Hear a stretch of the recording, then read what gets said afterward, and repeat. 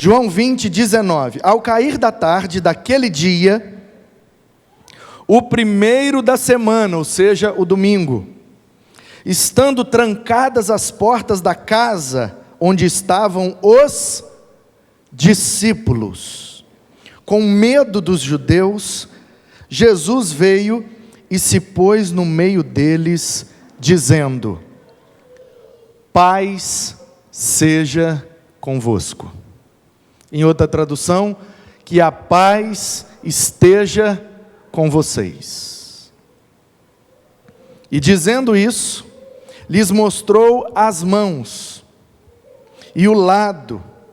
Então os discípulos se alegraram ao ver o Senhor, e Jesus lhes disse outra vez: que a paz esteja com vocês. Assim como o Pai me enviou, eu também envio vocês. E havendo dito isso, soprou sobre eles e disse-lhes: recebam o Espírito Santo.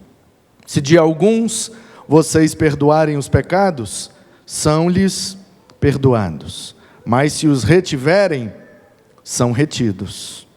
Tomé, um dos 12, chamado Dídimo, não estava com eles quando Jesus veio. Então os outros discípulos disseram a Tomé: vimos o Senhor. Mas ele respondeu: se eu não vir o sinal dos pregos nas mãos dele, ali não puser o dedo e não puser a minha mão no lado dele, de modo nenhum acreditarei. Passados 8 dias, ou seja, no domingo seguinte, os discípulos de Jesus estavam outra vez reunidos. E Tomé estava com eles.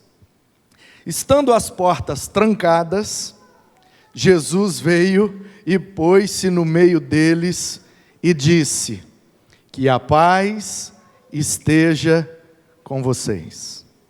E logo disse a Tomé: põe aqui o seu dedo e veja as minhas mãos. Estenda também a sua mão e ponha ao meu lado. Não seja incrédulo, mas seja crente. Ao que Tomé lhe respondeu: Senhor meu e Deus meu. Jesus lhe disse: você creu porque me viu? Bem-aventurados são os que não viram e creram. Amém. A Páscoa de Jesus. A Páscoa de Jesus. Daqui a pouco vai entrar aí.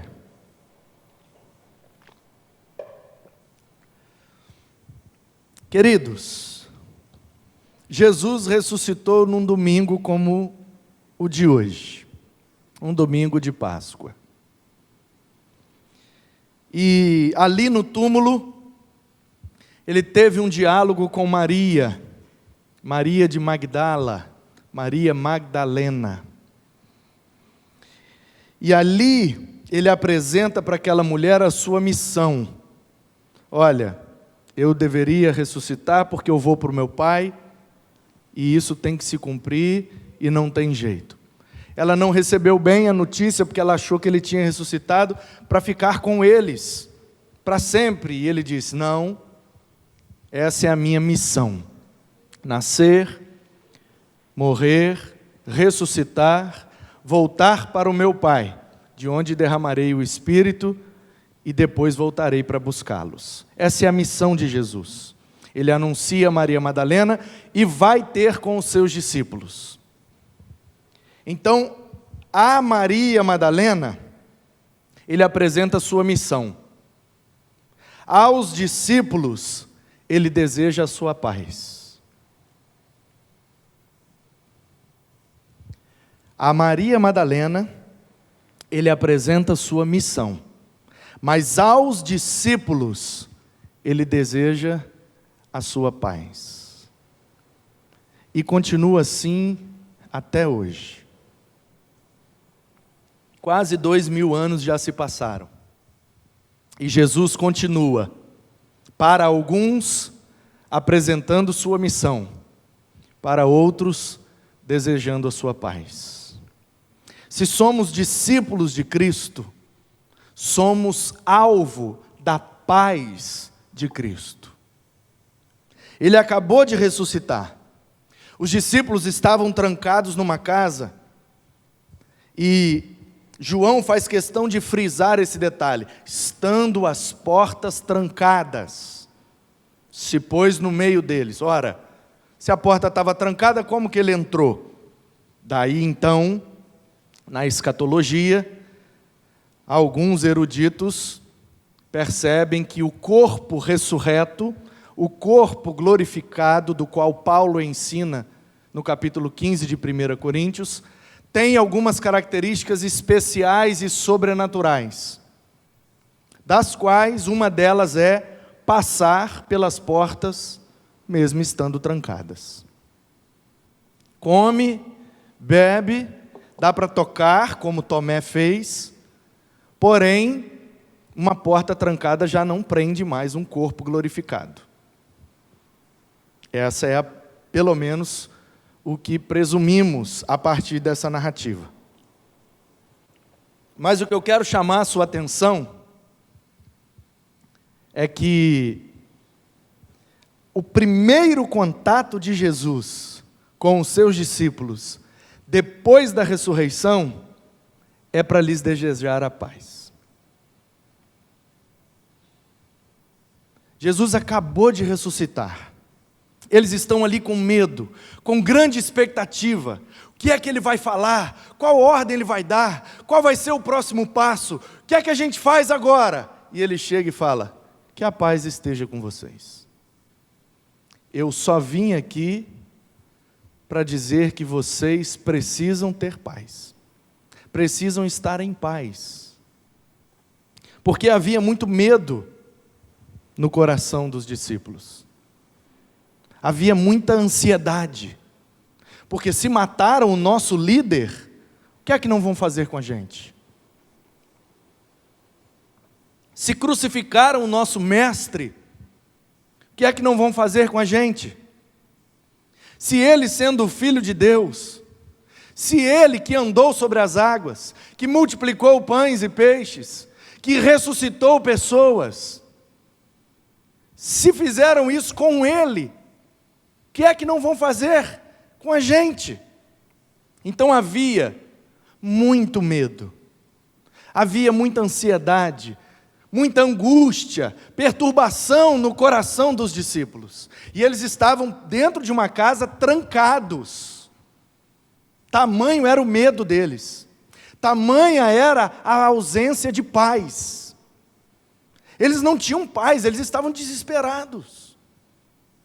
E aí Jesus aparece, num domingo como esse, para desejar a eles a sua Páscoa. A Páscoa de Jesus traz paz ao nosso coração. Saber que Ele está vivo, saber que a morte não o pôde reter, saber que Ele continua se comunicando e ensinando e convivendo com a gente, isso é suficiente para trazer paz ao nosso coração. Estamos num momento difícil. Vamos, filho? A Páscoa de Jesus. Abre o PowerPoint, faz um slide, digita a Páscoa de Jesus e projeta. Não, filho. A Páscoa de Jesus. A Páscoa de Jesus. Faz um slide e escreve a Páscoa de Jesus. Só que é P-A-Z-C-O-A. Alguém pode ajudar aí, por favor? A Páscoa de Jesus. Obrigado, David. Estou enrolando e enchendo linguiça para ver se entra o título. E o título não entra. Oh, meu Jesus. Me dá da sua Páscoa. A uns ele apresenta a sua missão. A outros ele apresenta a sua paz. E nós, como discípulos de Cristo, estamos no meio de uma pandemia. Tem gente morrendo, sim. Tem gente sofrendo, sim. Tem gente de luto, sim. Já morreu gente perto da gente, sim. Nós já choramos, estamos apreensivos. Pastores entubados, irmãos queridos, preciosos, novos, muito jovens, entubados. E nós orando, clamando, apreensivos, com medo, com ansiedade. E ainda agora a gente descobriu, depois de um tempo, foi ou não foi? Não tem relacionamento não, meu filho. É a Páscoa de Jesus, o relacionamento continua na quinta-feira. Aí, obrigado. Quiser botar aí, ô, João, para a galera ver lá em casa na internet, a mensagem é essa aí.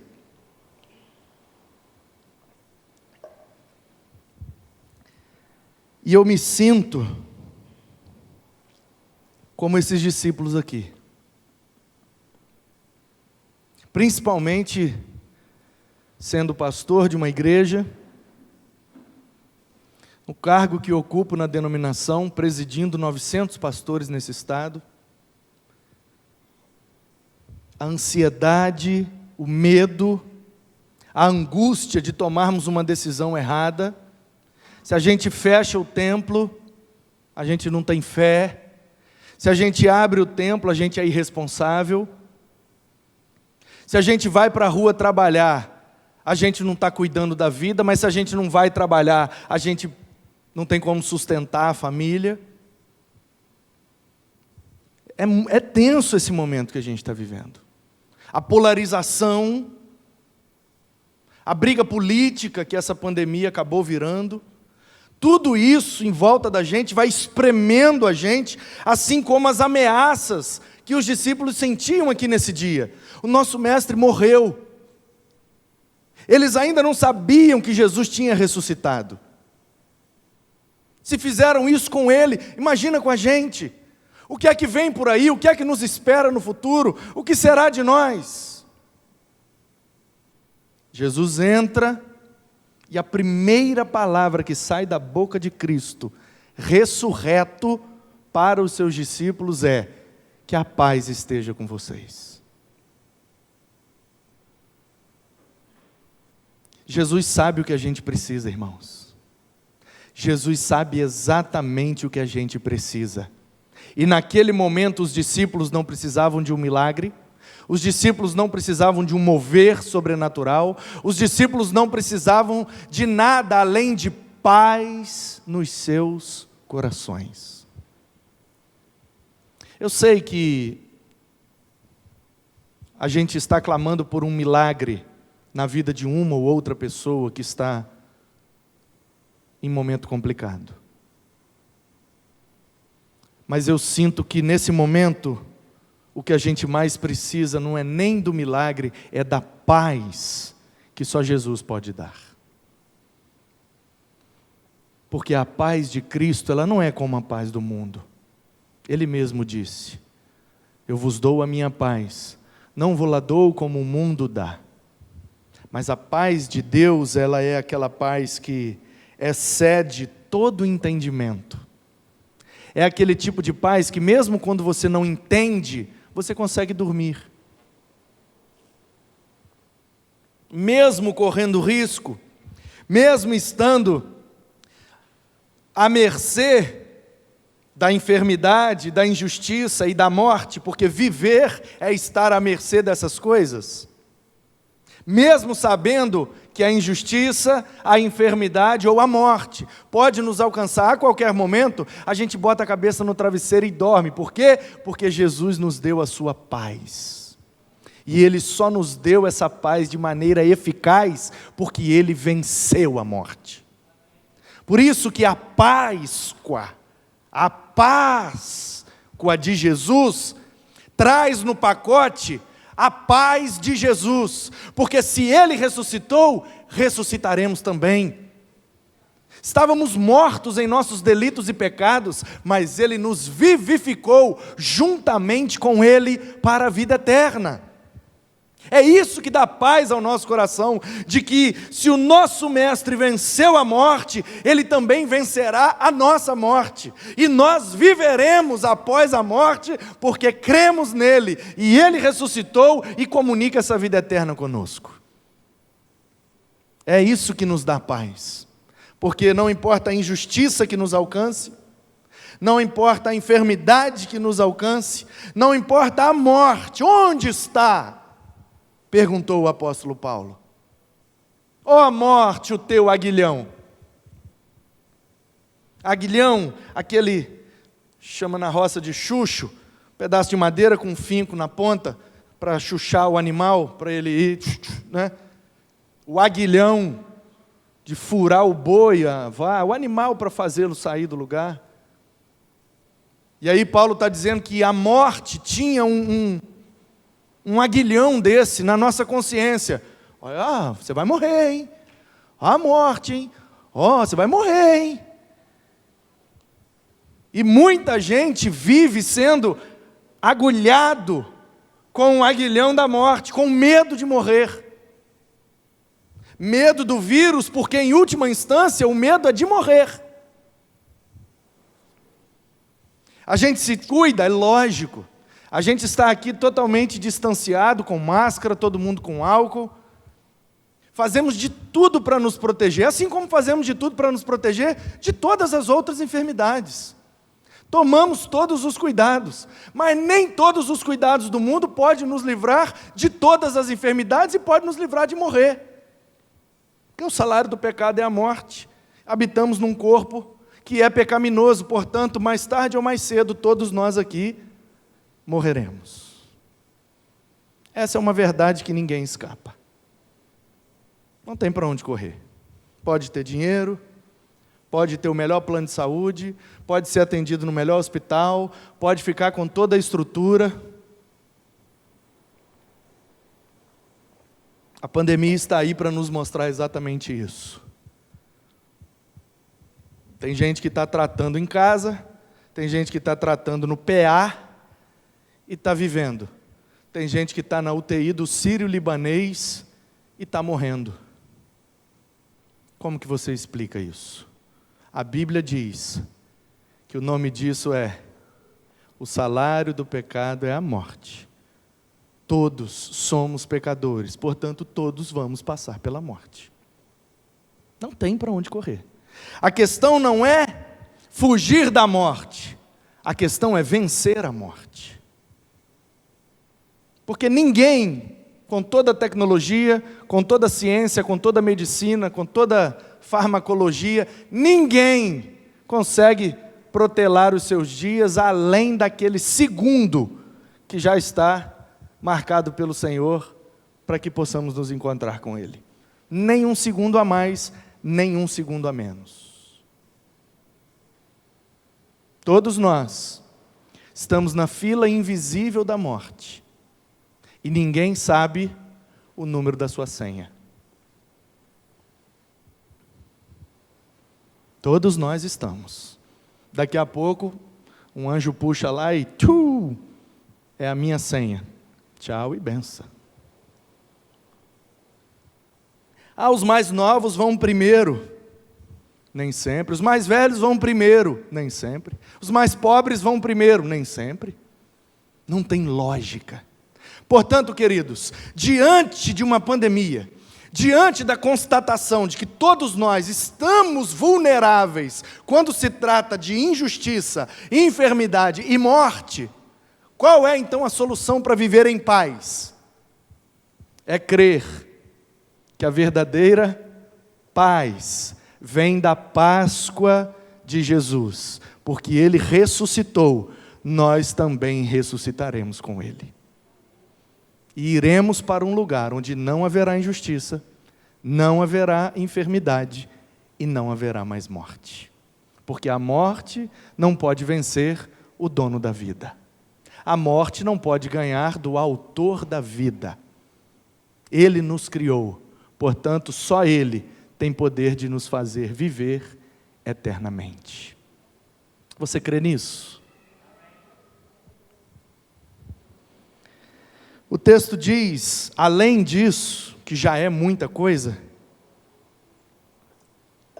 o texto diz que Tomé não estava na hora que ele veio pela primeira vez. E aí, ele veio, desejou a paz, como quem diz, fiquem tranquilos, está tudo correndo conforme o Pai determinou.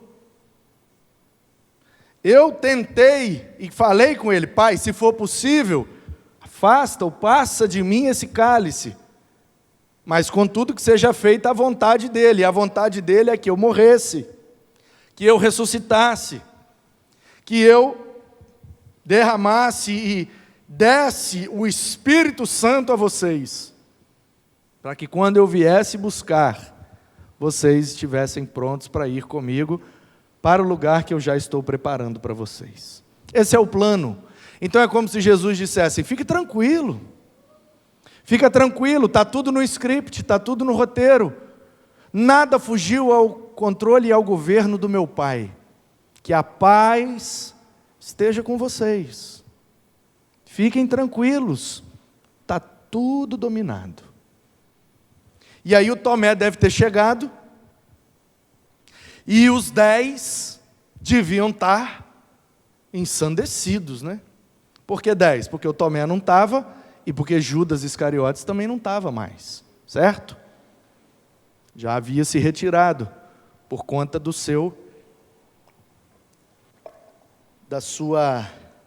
procurar uma palavra melhor. Eu ia falar por conta do seu arrependimento, mas eu não acredito nisso não. Por conta do seu remorso.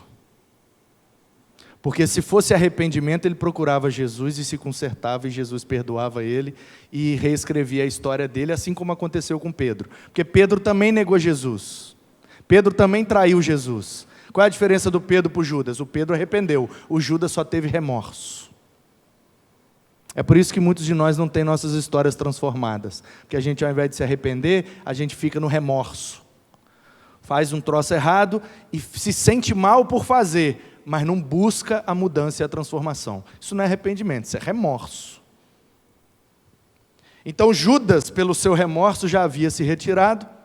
Então os 10 deviam estar, meu Deus do céu, Jesus ressuscitou, falou para a gente ficar em paz, está vindo coisa boa aí, o que será que ele vai fazer, o que será que vai acontecer? Eu imagino que a intenção do coração deles já havia mudado. Desesperados, pensando em abandonar o barco, chutar o balde, agora não, agora eles já estão começando a sentir a paz que a Páscoa de Jesus trouxe para eles. E aí Tomé chega e eles, vimos o Senhor, Jesus esteve aqui, você tinha que ver, era Ele, cara, ressurreto, um corpo glorificado, a porta trancada, de repente Ele estava aqui no meio da gente. Você tinha que ver, Tomé, coisa mais linda, e a mão dele furada, e o lado dele furado, era Ele. E aí o Tomé, eu preciso ver, gente, eu preciso ver. E aí a gente coloca um selo no Tomé, né? A gente taxa ele, incrédulo. Incrédulo, Tomé é o incrédulo. Mas gente, mas ele não viu.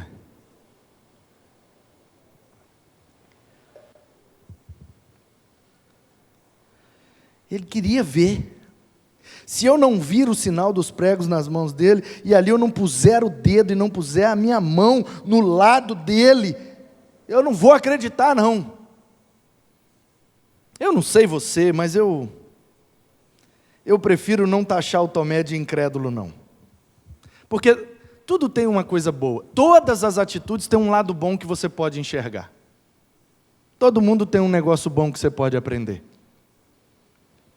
Aí, uma vez a dona na igreja falou, né? Mas não, tem uma pessoa que não tem nada de bom. Não dá para aprender nada de bom com essa pessoa. Não, minha irmã, não existe essa pessoa. Existe sim. Qual pessoa que é? O diabo.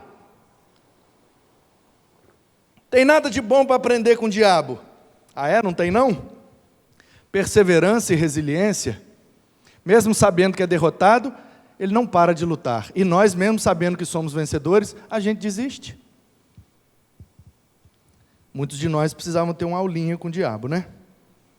O cara sabe que é derrotado e não desiste. A gente sabe que é vencedor e muitas vezes desiste. Então, por essa perspectiva, eu prefiro esquecer o Tomé incrédulo, porque eu não estou aqui para julgar ele. Eu prefiro pensar que ele queria ter uma experiência com Jesus. Uma experiência palpável. Eu quero botar a mão na ferida dele. Eu quero sentir. Eu quero pensar que o Tomé quer ter uma experiência mais profunda do que os outros. Eu quero pensar que mesmo na limitação do Tomé, ele desejou algo que nenhum outro quis. Inclusive que nenhum outro fez. Porque se você ler o texto, você não vai ver o texto dizendo, nem em Mateus, nem em Marcos, está em Mateus 28, Marcos 16 e Lucas 24, essa mesma passagem. Você não vai ver nenhum outro dos 10 botando a mão na ferida, tocando em Jesus. Só o Tomé. Então eu prefiro pensar que, aliás, conhecendo o Tomé do jeito que eu conheci, porque para chegar em João 20, eu passei por João 11, que é assim que lê a Bíblia, né, gente? Amém? É assim que lê a Bíblia. Para chegar no 20, eu passei pelo 11. Quando eu passei pelo 11, eu vi que ele, quando saiu de Betânia, saiu porque jogaram pedra neles. Jesus e os 12 foram tocados de Betânia a pedrada. Um tempo depois, no caminho, chega a notícia que o Lázaro estava muito doente e as meninas, Maria e Marta, pediram para Jesus voltar. Depois você lê lá em João 11. Os 11 disseram, vamos voltar para Betânia, nada. Acabaram de quase matar a gente lá de tanta pedrada que a gente tomou, nós vamos voltar para lá? Tomé, chamado Dídimo, disse para o Senhor Jesus, ainda que seja para morrer contigo, voltaremos para lá. Vou ter que ler para você acreditar, né? Alguém já leu aí que eu vi que procurou, e tá de parabéns, tem que ser bereano mesmo. João 11, 16. Então Tomé, chamado Dídimo, disse aos outros discípulos, vamos também nós para morrer com o Mestre. João 11, 16. O único que creu foi Tomé. Por que a gente não fica com o Tomé de João 11, que é o único que creu, e agarra com o Tomé de João 20, que é o único que quis botar a mão? Ele não disse que ele não acreditaria. Ele falou, eu quero botar a mão. Estou disposto a acreditar, mas eu quero botar a mão. Eu quero ver, eu quero tocar. Ah, mas ele era incrédulo. Eu entendo que para nós é mais fácil julgar o Tomé como incrédulo. Por quê? Porque eu muitas vezes sou incrédulo. Então, colocar o Tomé como um discípulo que andou com Jesus 3 anos e ainda assim era incrédulo, isso aplaca a minha consciência e me faz sentir um pouco menos pior. Porque se o Tomé, que era o Tomé, era incrédulo, então eu também tenho direito às minhas incredulidades, né? E é por isso que a gente julga as pessoas. Porque no fundo, a gente quer depreciá-las para se sentir um pouco melhor do que elas. Ou um pouco menos pior do que somos. Mas eu olho para o Tomé aqui e às vezes me sinto com a mesma limitação dele. Sabe, quando eu peço a Deus alguma coisa, e enquanto eu não vejo que Ele está fazendo, eu não consigo acreditar que Ele ouviu minha oração. Eu não consigo ter paz se eu não ver. Quem sabe Tomé não estava também motivado por esse mesmo desafio e essa mesma limitação que nos alcança a todos. Quantas vezes eu e você desejamos algo da parte de Deus, e enquanto a gente não vê algumas coisas acontecendo, a gente não acredita e não tem paz de saber que Ele de fato está fazendo. Um domingo depois, aí tem gente que garra, né? Porque está escrito, passados 8 dias. É um domingo depois, gente. Tá? Porque quem é da música sabe do teclado. De um dó ao outro dó, não é uma sétima, é uma oitava. Portanto, de um domingo a 8 domingos são 8 dias. Não, pastor, segunda é o primeiro dia, terça não, do jeito que você conta. Quem escreveu a história aqui não vive no Brasil no século 20, nem 21. Como é que eles contam aqui? No dia que aconteceu já é o primeiro dia. Tanto que Jesus morreu que dia? Na sexta. Ressuscitou que dia? No domingo. E o domingo é o segundo dia? É o terceiro. Por quê? Porque contou a sexta. Isso aí, Cris. Porque não é 0 hora igual nós. Enquanto o sol não se pôr, ainda é dia. Ainda é o primeiro dia. Então, domingo seguinte,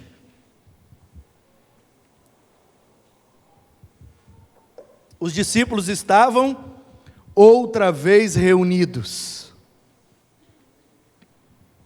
Tomé estava com eles. Agora o Tomé estava. E Jesus volta lá. E quando Jesus entra, ele diz a mesma frase: que a paz esteja com vocês. E aí ele vira para o Tomé. Olha aí, versículo 27. Disse Jesus a Tomé: põe aqui o seu dedo e veja minhas mãos. Estenda também a sua mão e ponha no meu lado. Não seja incrédulo, seja crente. Aí aqui a gente pode aprender uma grande lição. O cara que é taxado como incrédulo, no domingo seguinte foi aquele que teve a experiência mais próxima. Foi o único que botou o dedo na ferida de Jesus. De um domingo para o outro, da incredulidade a uma experiência tocante e profunda. É assim que Deus trabalha na nossa vida, irmão. Você chega num domingo, você não acredita em nada, você não confia em nada, você não tem paz no seu coração, você está desesperado, e aí, Deus contempla a sua ansiedade, Deus contempla a sua dúvida, Deus contempla a sua incredulidade, sua limitação, seus desafios, Ele vê tudo, e no domingo seguinte, Ele te dá uma experiência inesquecível. Eu não sei se você se tocou na narrativa, mas quando Jesus vem no primeiro domingo, o Tomé não está. Jesus saiu e foi embora. Quando o Tomé chegou e conversou com os outros, Jesus não estava. Jesus voltou no domingo seguinte. Jesus não esteve com Tomé. Mas quando ele desejou a paz para todo mundo, ele já virou para o Tomé e falou: bota a mão aí, velho, você não quer? Quem contou isso para Jesus? Não é que Jesus ficou sabendo que Tomé precisava botar a mão? Não duvida não, rapaz. Creia. Você precisa botar a mão? Então bota. Você precisa enfiar o dedo? Então enfia, rapaz. Olha como Jesus desce no nível da nossa limitação, no nível da nossa incredulidade. Jesus conhece a nossa estrutura e sabe que tem alguns limites que a gente não consegue romper. Então Ele vem aqui para nos ajudar a romper o limite juntamente com Ele. Ninguém contou para Jesus que Tomé precisava encostar nele. Jesus sabia, porque Jesus é Deus, onisciente, sabe tudo, sabe antes, e está disposto a fazer o que for preciso para que a gente tenha uma experiência com Ele, para que a paz dEle possa entrar no nosso coração. Os outros 10, só de vê-lo, já tiveram paz. O Tomé precisou tocá-lo, e ele permitiu que acontecesse. E aí vem a última grande lição, quando Jesus diz: você creu porque viu. Bem-aventurados os que creem mesmo sem ver. Alguém aqui já viu Jesus? Fisicamente, pessoalmente? Alguém aqui já tocou em suas feridas? E depois disso aqui, ele aparece para mais algumas pessoas, orienta os discípulos a ficarem em Jerusalém e já sobe. Portanto, eu acredito, e não há nada que possa contrariar essa minha perspectiva, que quando chegarmos a encontrá-lo na eternidade, ele ainda estará com as feridas nas mãos e do lado. Só para nos lembrar que como ser humano, ele viveu e sofreu tudo que nós vivemos e sofremos. Pelo que a Bíblia narra, o nosso corpo ressurreto, glorificado para habitar na eternidade, não terá nenhuma mancha, nenhuma marca, nenhuma enfermidade, nada. Será um corpo perfeito para durar a eternidade. Nós não teremos marcas, nós não teremos feridas, nós não teremos lágrimas, mas Ele tem.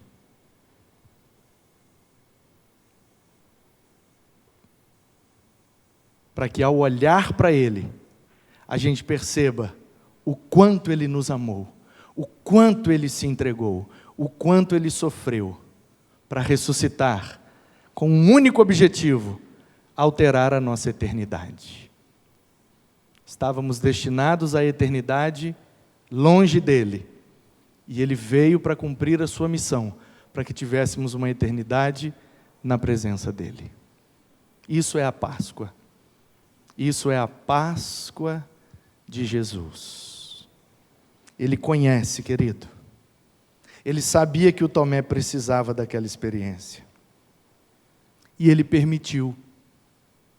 Portanto, diante da situação que vivemos, pandemia, medo, angústia, limitações, adversidades, não está fácil.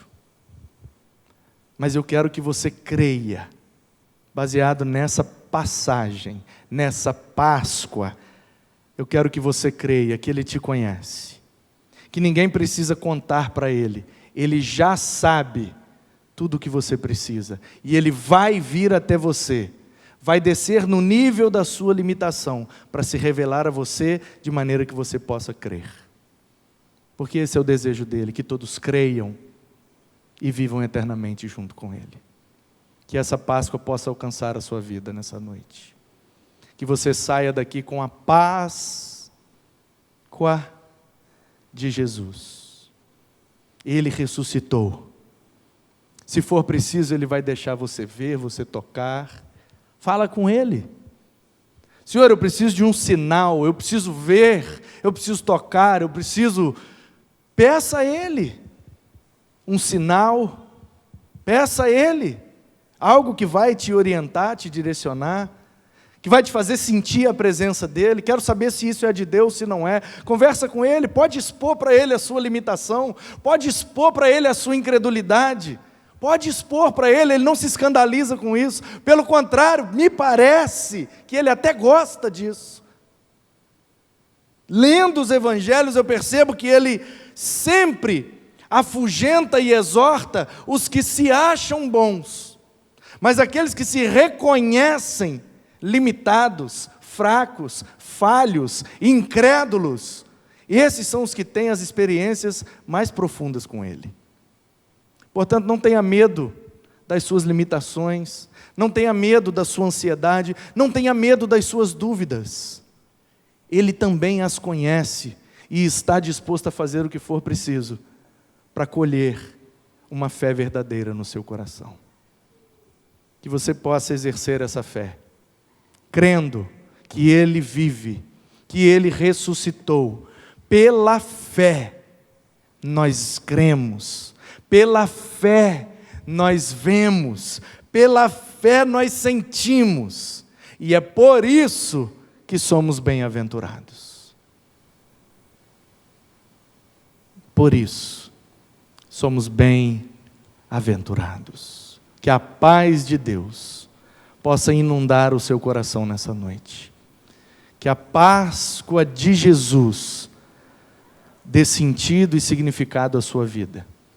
E que você tenha ânimo, tenha fé e confiança de que assim como o povo passou do Egito para Canaã, o povo passou por aquele mar, depois passou por aquele rio, e depois passou por tantas coisas até alcançar a promessa, também tudo vai passar, e nós alcançaremos o que Ele tem preparado para nós.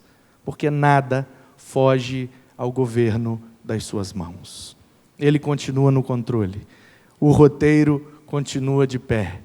A missão ainda está valendo.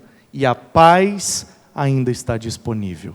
Que você creia para viver com essa paz, consolando o seu coração.